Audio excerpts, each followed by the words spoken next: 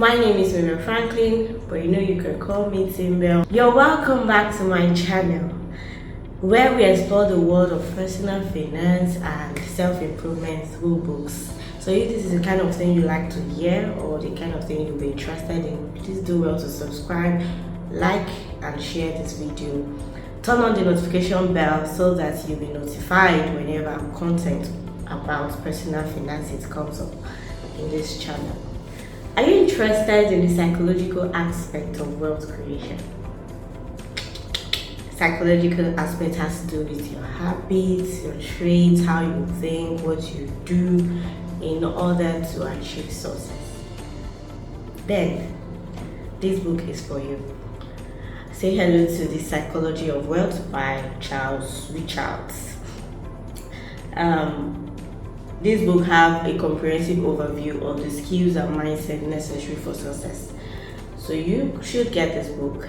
I highly recommend it for you to go through it. So in today's video, we'll be reviewing this book called The Psychology of Wealth. What does it mean? What is it all about? What is it all about? Then I'll also be sharing with you key lessons I was able to put together for you guys, so it will help you. Even if you don't start reading it, you'd actually start implementing them in your lives. So let's get right into business for the day.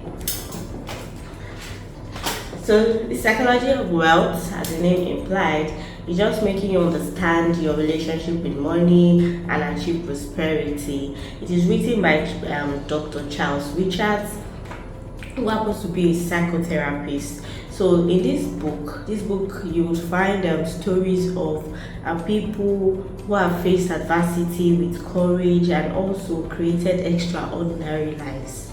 Like there's a particular story I enjoyed while reading this book of Tony. That's the name. If you're reading, you get to see that Tony and his twin brother Mike. The reason is because they were actually adopted by people that are not so well financially. Like they're struggling financially.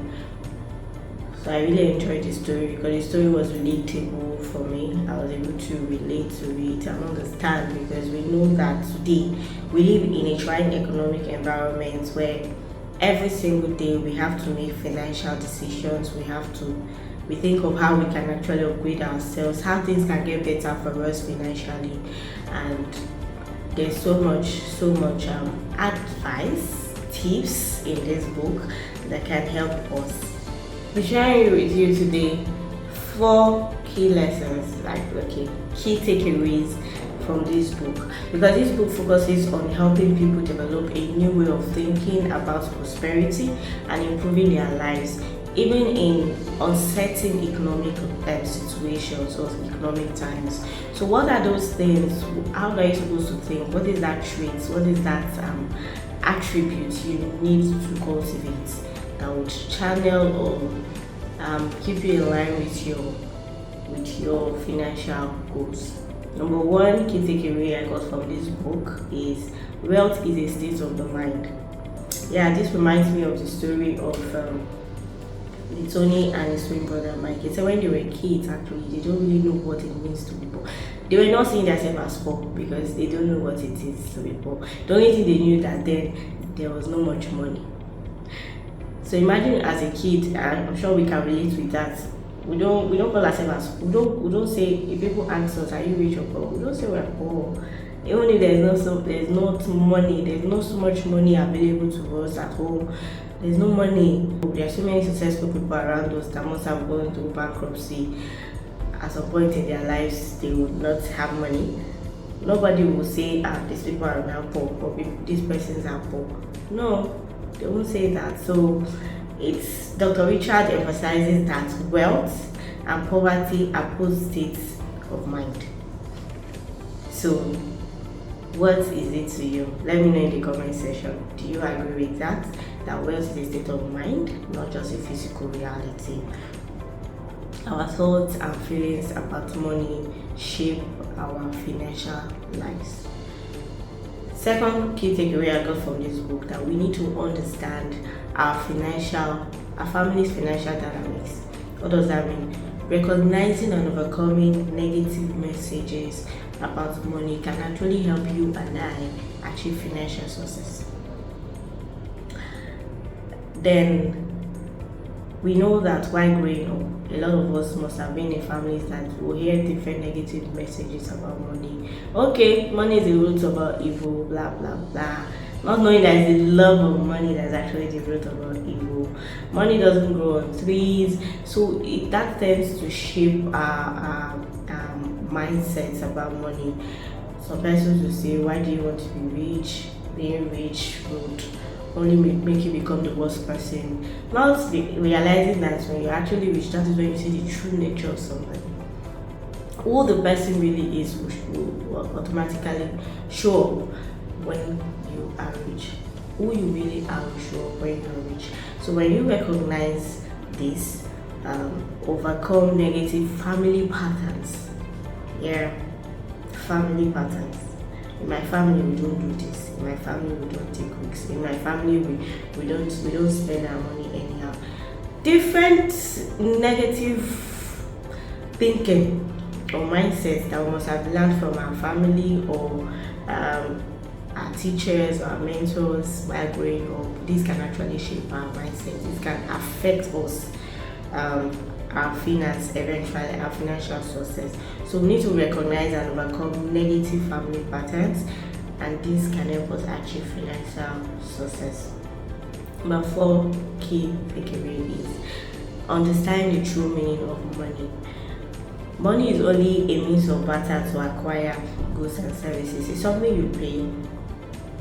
You pay money to get something back in return. So you need to understand the true meaning of money. In that way, you'll be able to understand that when you pay money, you're not getting back the price, but rather you're getting back the value of what you paid for. The first takeaway is the importance of giving back. Yes, we need to be able to give back to people. Don't think you don't have so much, that's why you're not giving. If you have little and you can't give, then even if you have so much, there's no way you're giving either. So when you give back, you give to people, then it is essential to maintaining a healthy relationship with money. Giving with an open heart can help us receive more abundance in our lives. Even it is written. Fifthly, the fifth takeaway is for us to cultivate the act of gratitude. Act of gratitude. We need to practice gratitude. We need to be able to check our lives and see, okay, what do I have? Be able to pull down things you're grateful for. Write down things you're grateful for, no matter where you find yourself. Practicing gratitude can help us shift from our focus from lack to abundance. Can also increase our sense of well-being and happiness.